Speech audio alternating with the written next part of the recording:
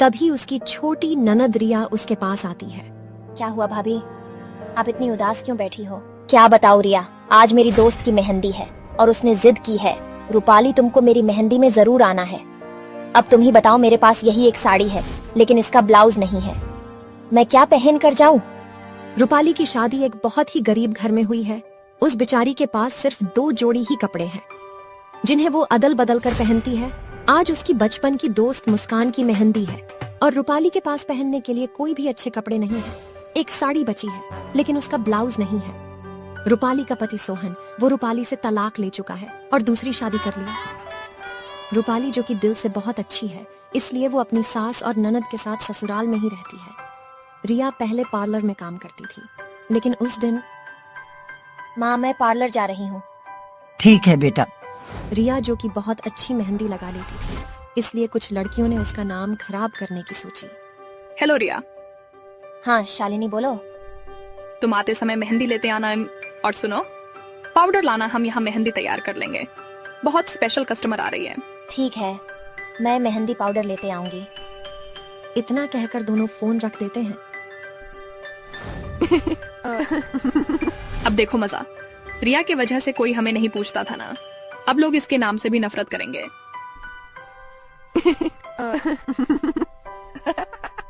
रिया आ गई।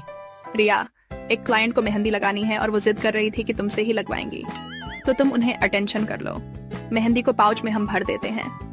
रिया क्लाइंट को अटेंशन करने चली गई। इधर शालिनी और श्वेता मेहंदी में खुजली का पाउडर मिक्स करके पाउच में भर देती है। थोड़े देर बाद वहाँ के सबसे अमीर सिद्धार्थ राठौर की बीबी जागृति आती है।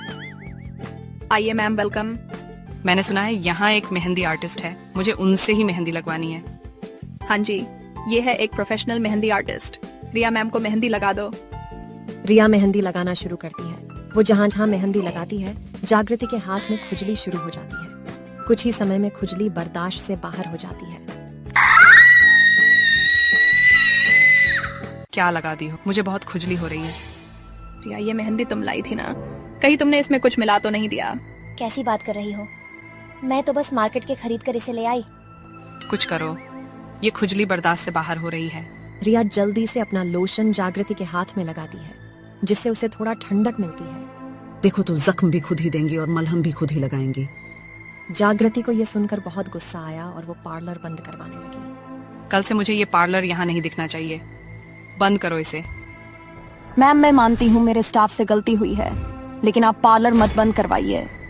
हम रिया को नौकरी से निकाल देंगे ताकि फिर कभी ऐसी शिकायत ना आए। मैम, लेकिन मैंने ऐसा कुछ नहीं किया है।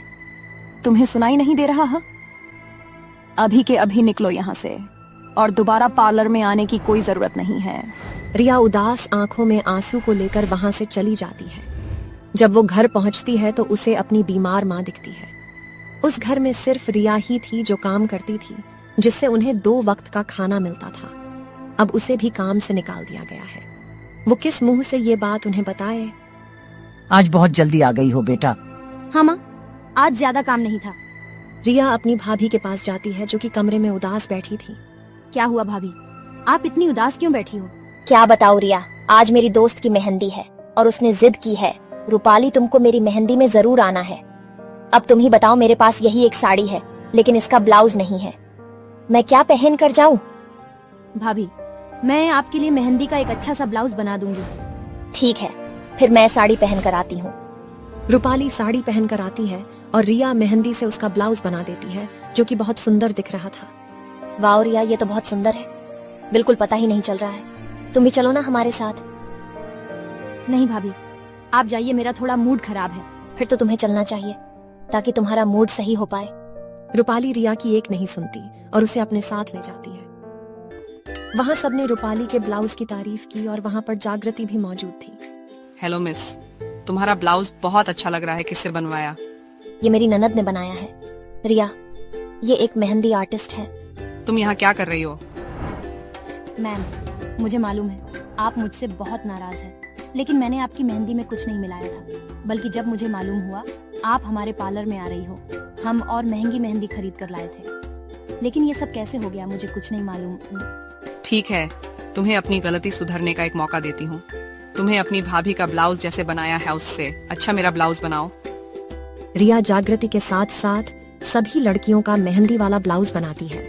इसके साथ जागृति रिया को अपनी पर्सनल मेहंदी आर्टिस्ट बना लेती है और रिया की खोई हुई इज्जत वापस मिल जाती है।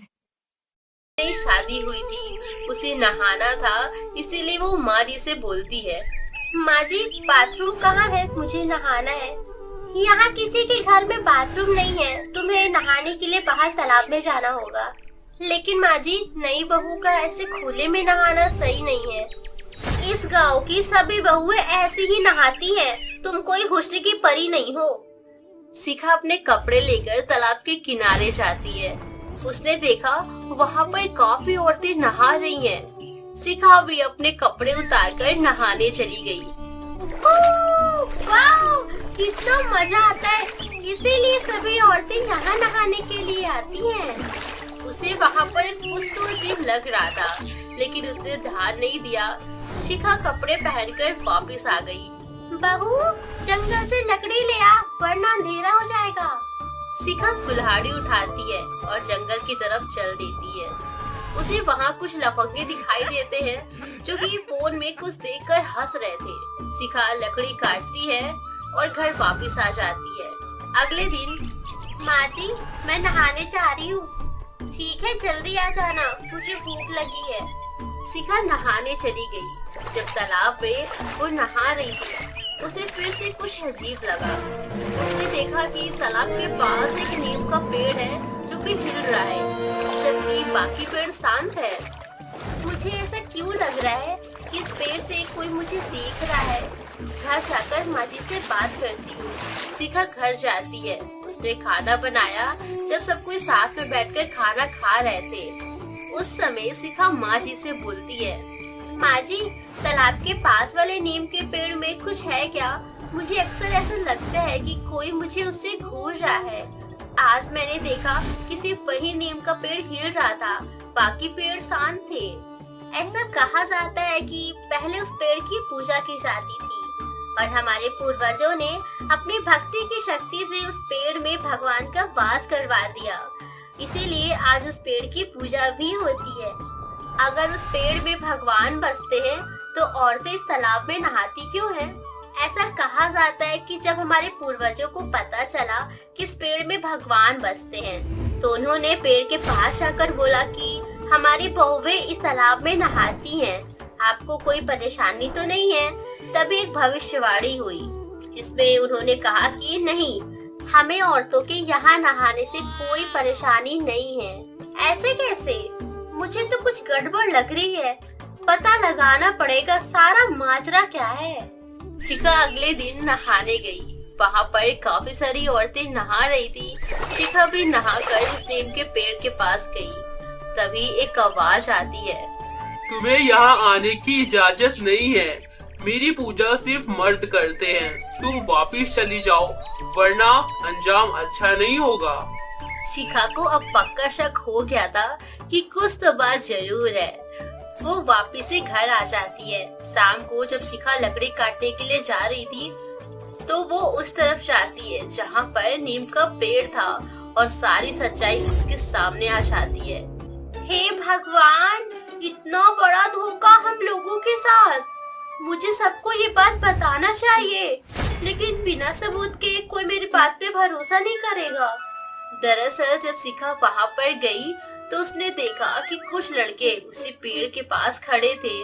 उनके हाथ में कैमरा था जो कि उन्होंने पेड़ पर लगाया था। ये सभी औरतों के नहाते हुए वीडियोस बनाते हैं और उन्हें ब्लैकमेल करके पैसा लूटते हैं। ये लड़के कोई और नहीं, वही हैं जो शिखा को अक्सर जंगल में जाते समय दिखते थे। शिखा समझ गई थी कि वो बहुत बुरी मुसीबत में फंसने वाली है। शिखा घर जाती है और माँ जी को सारी बात बता देती है। माँ जी, मैंने आज देखा जो पेड़ के बारे में आप बोलते हो ना कि उसमें भगवान वास करते हैं, दरअसल वहाँ पर कुछ लड़के कैमरा लगा कर रखे हैं जो कि औरतों के नहाते हुए वीडियोस बनाते हैं। हमें कुछ करना होगा। एक काम करते हैं, कल हम सभी औरतें उस पेड़ के पास जाएंगे और उसके कैमरा तोड़ देंगे। अगले दिन शिखा ये बात सभी औरतों को बताती है जो कि वहाँ पर नहा रही होती है। सभी औरतें बहुत डर जाती है, लेकिन वो लोग थोड़ा हिम्मत करके उस पेड़ के पास जाते हैं। लेकिन जब वो लोग उसके पास पहुंचने ही वाले होते हैं, तभी एक आकाशवाणी होती है। माताओं, आप सब यहाँ नहीं आ सकती, क्योंकि मेरी पूजा करने का अधिकार सिर्फ पुरुषों को है, माताओं को नहीं। वो तो हम देख लेंगे, चलो बहनों आगे बढ़ो। जैसे ही वो लोग थोड़ा सा आगे बढ़ती हैं, फिर से एक आकाशवाणी होती है। माताओं, मैं आपकी दिल से इज्जत करता हूँ, लेकिन आप मेरे पास मत आइए, वरना मुझे कठोर कदम उठाना पड़ जाएगा। लेकिन वो औरतें नहीं मानती, और जैसे ही वो लोग एक कदम आगे बढ़ाती हैं, पेड़ के पीछे से पत्थरों की बारिश होना शुरू हो जाती है, जिसमें से कई महिलाओं को चोट भी लगती है। वो सभी डरकर वहाँ से भाग जाती हैं और तालाब के पास जाकर शिखा से बोलती हैं, ये सब तुम्हारी वजह से हुआ है शिखा, तुम्हारी वजह से हमें इतनी चोट आई, गलती हमारी है, हमें तुम्हारी बात सुननी ही नहीं चाहिए थी। नहीं रेशमा, तुम गलत समझ रही हो, वो लड़के नहीं चाहते कि हम उस पेड़ के पास आएं, इसीलिए उन्होंने हमारे ऊपर पत्थर फेंका। नहीं शिखा, गलतफहमी हमें नहीं तुम्हें हो रही है, और हम तो पागल थे जो हम तुम्हारी बात पे भरोसा करके उस पेड़ के पास चले गए और मार खाकर आ गए। नहीं आभा, तुम गलत समझ रही हो। शिखा अपनी बात पूरी कर ही रही थी, लेकिन वो लोग उसकी बात सुनने में बिल्कुल दिलचस्पी नहीं दिखाते और वो लोग वहाँ से चले जाते हैं। रेशमा, नैना, शालिनी, आभा सुनो तो, मुझे सबूत जुटाना होगा, इतनी आसानी से कोई मेरी बात पर भरोसा नहीं करेगा। शिखा को ये तो मालूम था कि वो लड़के रात को वो क्लिप लेते हैं, इसलिए वो सरपंच जी के पास गई। सरपंच जी, जिस तालाब पे हम नहाते हैं उसके पास एक नीम का पेड़ है, जिसे यहाँ के लोग भगवान मानकर पूजा करते हैं। मैंने कल रात देखा कि कुछ लड़के वहाँ पर एक कैमरा लगाते हैं, जिसे वो औरतों की नहाते हुए फोटो खींचते हैं। अगर वहाँ पर कोई जाने की कोशिश करता है तो वो लोग उसके ऊपर पत्थर फेंक देते हैं। ये बात मैं आपको इसलिए बता रही हूँ क्योंकि मैं नहीं चाहती कि ये बात गांव में फैल जाए, हमें इसका हल निकालना चाहिए। तो ये बात है, ठीक है, आज रात मैं कुछ आदमियों को लेकर उस नीम के पेड़ के पास जाऊंगा, तुम चिंता मत करो, घर जाओ। शिखा अपने घर चली जाती है। इधर सरपंच जी रात को कुछ आदमियों के साथ चुपके उस नीम के पेड़ के पास जाते हैं और सारी सच्चाई उनके सामने आ जाती है। वो देखते हैं कि कुछ शहरी लड़के उस पेड़ के ऊपर कैमरा लगा रहे हैं, उनके पास खूब सारे पत्थर भी है। सरपंच जी तुरंत ही पुलिस को कॉल कर देते हैं, पुलिस उन्हें पकड़ लेती है। अगले दिन सरपंच जी उन आदमियों को लेकर बीच चौराहे में खड़े थे। आप सभी को ये मालूम नहीं होगा कि आपके पीठ पीछे क्या हो रहा है। ये लड़के हमारी माताओं के नहाते हुए वीडियोस बनाते हैं और उसी के जरिए उनसे पैसा मांगते हैं। मुझे इस बात की भनक भी नहीं थी, लेकिन शुक्र है शिखा बहू का, जिसने इन लड़कों की काले करतूतों से पर्दा हटा दिया। इन लड़कों ने नीम के पेड़ को भगवान बताया और सबको उसके पास जाने से रोका।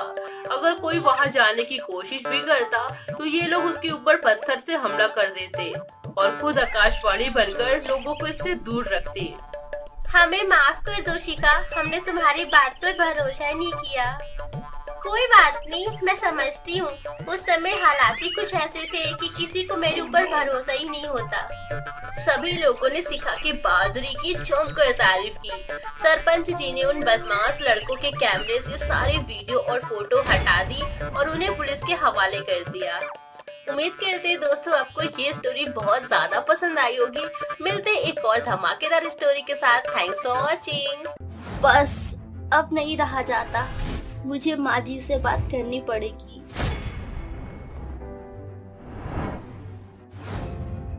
माँ जी, मुझे अंग्रेजों वाला शौचालय चाहिए। इतने बड़े पेट के साथ शौच करने में बहुत परेशानी होती है। ये लो, सुन लो इनकी बात, अब इन्हें अंग्रेजों वाला शौचालय चाहिए।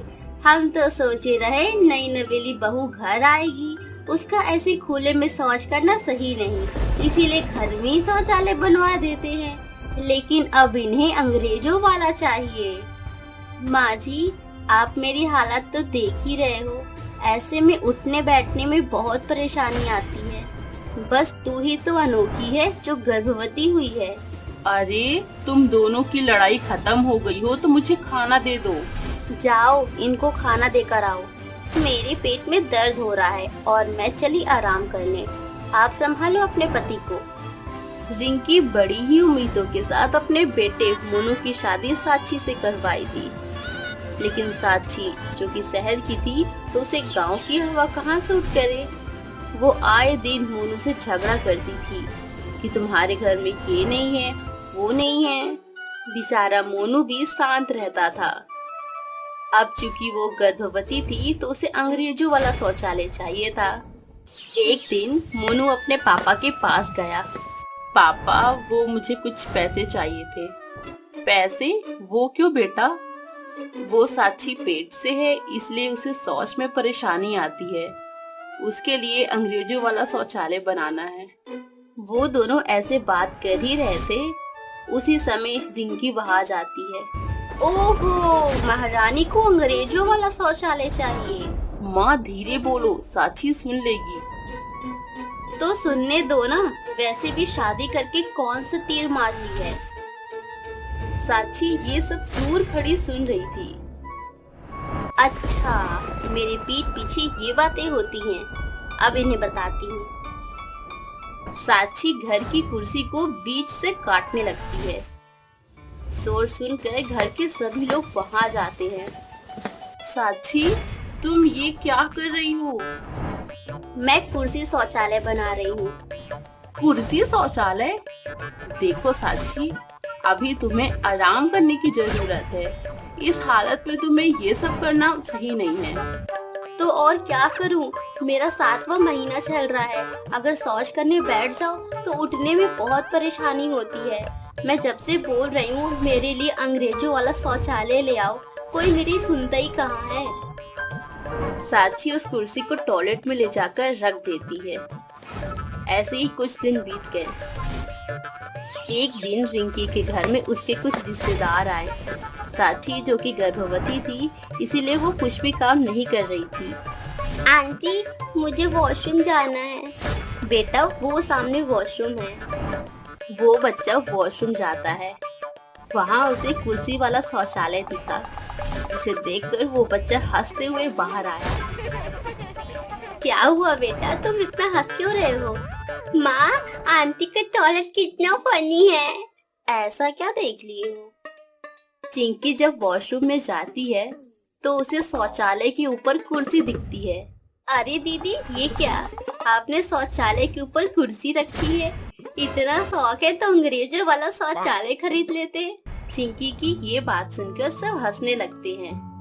कुछ घंटे बाद सभी रिश्तेदार चले गए, लेकिन अब रिंकी का गुस्सा फूटने वाला था। साक्षी, साक्षी, तुमने हमें हमारे रिश्तेदारों के सामने मुंह दिखाने लायक नहीं छोड़ा। मैंने ऐसा क्या कर दिया है? तुम्हारा ये जो कुर्सी शौचालय है, इस वजह से हमारे रिश्तेदारों ने हमारा कितना मजाक बनाया, लेकिन तुम्हें इससे क्या फर्क पड़ता है?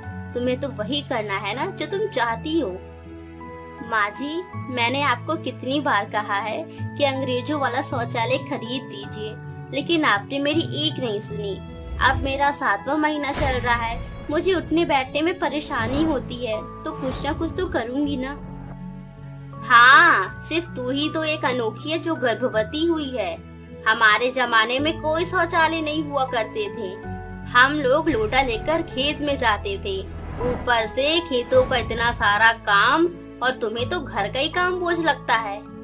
उसने शौचालय वाली कुर्सी बाहर निकालकर फेंक दी। शोर सुनकर रवि वहाँ आ जाता है। तुम दोनों के फिर से चिक चिक चालू हो गई। बहू, ये लो पैसे, और मोनू से कह देना कि वो अंग्रेजों वाला शौचालय बनवा दे। अब इस घर में मैं और कलेश नहीं चाहता। पैसे क्या पेड़ में उगते हैं जो दे दे रहे हो? इसकी डिलीवरी को सिर्फ 3 ही महीने बचे हैं। जैसे अभी तक एडजस्ट करते आ रही है, 3 महीने और कर लेगी। क्या खामखा पैसे पानी की तरह बहा रहे हो? दरअसल रिंकी बहुत ही कंजूस है। वो नहीं चाहती कि अलग से एक शौचालय बने जिससे पैसे बर्बाद हो। वही रवि बहुत ही नेक दिल का है। वो अपनी बहू को ऐसे तकलीफ में नहीं देख सकता, लेकिन वो बेचारा कुछ भी नहीं कर सकता क्योंकि घर में रिंकी की चलती है। ऐसे ही कुछ दिन बीत गए। एक दिन अचानक शौच के दौरान साक्षी के पेट पे अचानक से दर्द शुरू हो गया। माँ, मेरे पेट में बहुत दर्द हो रहा है। मोनू, जल्दी डॉक्टर को फोन करो। थोड़ी देर बाद डॉक्टर वहाँ आती हैं। डॉक्टर साक्षी को चेक कर रही हैं। फिर वो बोलती हैं, काफी देर बैठने की वजह से इनका पेट दबा रहा। इसी वजह से बच्चे को घूमने में परेशानी हो रही थी, इसीलिए इनके पेट पे दर्द होना शुरू हो गया। बाकी चिंता की कोई बात नहीं है। साक्षी, आपको ध्यान रखना है कि ज्यादा समय तक नहीं बैठना, वरना कुछ भी हो सकता है। डॉक्टर की ऐसी बात सुनकर रिंकी को बहुत बुरा लगता है। उसे ये समझ में आ गया था कि कंजूसी हर जगह नहीं चलती। आज उसकी वजह से वो अपने पोते पोतियों को खोने वाली थी। मोनू बेटा, ये कुछ पैसे हैं, इन्हें ले जाओ और अंग्रेजों वाला शौचालय खरीद कर ले आओ। मैं नहीं चाहती कि मेरी वजह से साक्षी अपना बच्चा खो दे। मैं तुम्हें इतने दिनों से यही तो समझा रहा था, कंजूसी वहीं दिखाए जहाँ जायज है। आज तुम्हारी वजह से साक्षी अपना बच्चा खोते खोते बची। मैंने सोचा था हम भी तो गर्भवती हुए थे, उस समय हमें इतनी तकलीफ नहीं हुई थी, तो फिर आजकल इन्हें इतनी तकलीफ क्यों होती है? देखो भाग्यवान, उस समय हमें शुद्ध खाना मिलता था, साथ ही पहले खेतों में बहुत काम होता था। इसी वजह से पहले की औरतें बहुत ज्यादा मजबूत हुआ करती थी, लेकिन आजकल हर चीज मिलावटी हो गई है। यहाँ तक कि हमें पानी भी शुद्ध नहीं मिल रहा, और आजकल सुख सुविधा की वजह से ज्यादा काम भी नहीं होते। ये तुम्हारा फर्ज बनता है कि तुम साक्षी का ध्यान रखो। माँ, हम सब आपको इतने दिनों से यही तो समझा रहे थे। अगर आज खुदा ना खास्ता कुछ अनहोनी हो जाती तो क्या आप अपने आप को माफ कर पाती? मुझे अपने गलती का एहसास हो गया है। अब मैं चाहती हूँ कि साक्षी के लिए अंग्रेजों वाला शौचालय घर में लगेगा, जिससे वो और उसका बच्चा दोनों स्वस्थ रहें। मोनू तुरंत ही मार्केट जाता है और अंग्रेजों वाला शौचालय खरीद कर ले आता है। उसने कुछ मिस्त्री को घर पर बुलाया और शौचालय बनवाता है। अब साक्षी को कोई तकलीफ नहीं होती है और सभी लोग हंसी खुशी रहने लगते हैं। रंजू अपनी सास नीलम और अपने पति योगेश के साथ रहती थी। वो अपने परिवार वालों के साथ खुशी से रह रही थी, लेकिन उसके अंदर एक खामी थी। वह बहुत ही गुस्सैल और चिड़चिड़ी थी। जब रंजू का मूड ऑफ होता तब रंजू के मुंह पर हमेशा ही गालियां रहती। ऐसी एक दिन की बात है, सुबह सुबह का समय था।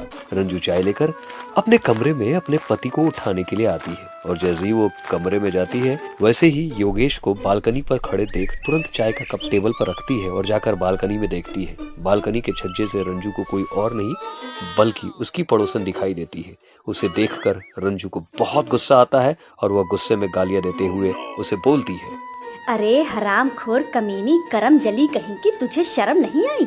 तू औरत है या औरत के नाम पे धब्बा? अपना पति होने के बावजूद दूसरे के पति पर नजर मारती है। अरे अरे अरे, ये क्या बोले जा रही हो तू? हाँ, मैंने तेरे पति के ऊपर कब नजर मार ली जो तू ऐसा बोल रही है? हाँ हाँ, तू तो बहुत ही खूबसूरत है ना। अरे तेरे मुंह पर तो कोई कौवा भी नहीं पॉटी करेगा। जा, मेरा पति मेरा है। अरे अरे, तो तेरे पति को बुला ही कौन रहा है? हाँ, जो तेरा पति मुझे घूरे जा रहा है उसको देख। अरे अरे, अपना थोबड़ा देखा है तूने? कल्लो जैसी तेरी शक्ल है, काली कुतिया की तरह है। ऊपर से मेरा पति, अरे मेरा पति तो थूकने भी नहीं आएगा। अरे रंजू बस भी करो, तुम कितना बोल रही हो? इस कमीनी ने आपको लेकर बोला कैसे? अरे मैं इसका मुंह नोच लूंगी। और आपकी तरफ से नजर कैसे मारी? मैं उसके पति को घूरती रही हूँ? उसकी मैं तो इसकी तरह उसके पति को नहीं घूरती जो वो चली आती है मेरे पति को घूरने। ये सुनकर उसकी सास नीलम वहाँ आती है और अपनी बहू से सारी बात पूछती है। उसकी बहू तो गुस्से में थी ही, इसलिए योगेश उसको सारी बात बता देता है। यह सब सुनकर उसकी सास रंजू से बोलती है, अच्छा अच्छा ठीक कर, बस कर बहू, छोड़ दे। ऐसे लोगों के मुंह नहीं लगना चाहिए, समझी? और अब रंजू अपने घर में शाम का खाना बनाने के लिए जाती है कि तभी उसके फोन पर रंजू के पति योगेश का फोन आता है और फोन पर योगेश रंजू से बोलता है, हेलो रंजू, मैं अपने कुछ दोस्तों को घर लेकर आ रहा हूँ। तुम रात का डिनर जब बनाओगी तो दोस्तों के लिए भी बना देना। अच्छा ठीक है, कितने लोग आ रहे हैं आप मुझे बता दीजिए। राज और विक्रम ही आ रहे हैं बस। इतना कहकर वह दोनों अब फोन काट कर रख देते हैं, जिसके बाद अब खाना बनाकर वह अपने पति का इंतजार करने लगती है। रात के 11 बज चुके थे कि तभी रंजू के घर की डोरबेल बजती है और थोड़ी देर बाद जाकर रंजू दरवाजा खोलती है, जहां योगेश के साथ राज और विक्रम भी थे। ये तीनों अंदर आते हैं और खाने के लिए बैठ जाते हैं। खाने की टेबल पर बैठे बैठे विक्रम योगेश से बोलता है, भाई मानना पड़ेगा, तुझे तो हीरा मिला है, हीरा। भाभी देख कितनी सुंदर है और उनके हाथों का यह खाना और भी लजीज लग रहा है देखने में। अरे ठीक है, चलो अब खाना खा लो। वह लोग खाना खाने के लिए जैसे ही बैठते हैं वैसे ही राज योगेश के कपड़ों पर पानी गिरा देता है। यह देखकर अब योगेश कपड़े बदलने के लिए जाता है। एक तरफ तो योगेश कपड़े बदलने जाता है, वहीं दूसरी तरफ रंजू अपने किचन में खाना बना रही थी। राज रंजू के पास जाता है और विक्रम योगेश को बेहोश कर देता है। राज रंजू को पीछे से पकड़ता है, तभी रंजू से गालियां देते हुए बोलती है, कौन है रे चूतिया आ गया मेरे पास? भाभी आप हमेशा योगेश को खुश करती हो, कभी हमें भी कर दो। तेरी माँ की आँख, तेरे घर में तेरी माँ नहीं है, तेरी बहन नहीं है जो तू मेरे पास आ रहा है? अगर तुझे लड़कियाँ इतनी पसंद हैं तो जा अपनी माँ बहन के पास जा। विक्रम उसके मुंह से इतनी गंदी गंदी गालियां सुनकर हक्का बक्का रह जाता है और जिसके बाद अब दोनों रंजू के साथ जबरदस्ती करने लगते हैं। रंजू अब उन्हें चिल्ला चिल्ला कर गालियां देने लगती है। उसकी गालियों की आवाज उसकी सास के कानों तक पहुंचती है। उसकी सास अचानक उठती है और नीचे आकर जब देखती है तो उसके घर में इस तरह का ड्रामा चल रहा था। यह देखकर नीलम सबसे पहले पुलिस को फोन करती है, जिसके बाद वह एक लाठी उठाकर राज और विक्रम के सर पर मार देती है। जैसे ही नीलम उन दोनों के सर पर डंडे से प्रहार करती है वैसे ही वह दोनों बेहोश हो जाते हैं और कुछ समय बाद पुलिस आ जाती है। पुलिस के सामने रंजू एक बार और गाली देते हुए बोलती है, ले जाओ इन कमीनों को और इनकी भूख और प्यास दोनों ही अच्छे से पुलिस स्टेशन में बुझा देना। रंजू उसको गालियां दे ही रही थी कि तभी योगेश को होश आ जाता है और वह दौड़ते हुए आता है, जहां अब उसको सब कुछ मालूम चल जाता है। पुलिस उन दोनों को अरेस्ट करके ले जाती है और अपनी बहू को गालियां देते हुए देख उसकी सास नीलम उससे बोलती है, आखिर हमारी बहू की गालियां काम आ ही गईं। ये तो हमारी गालियों वाली बहू है। उसकी बात से योगेश, नीलम और रंजू तीनों ही ठहार के मार मार के हंसने लगते हैं और खुशी खुशी एक दूसरे के साथ रहने लगते हैं।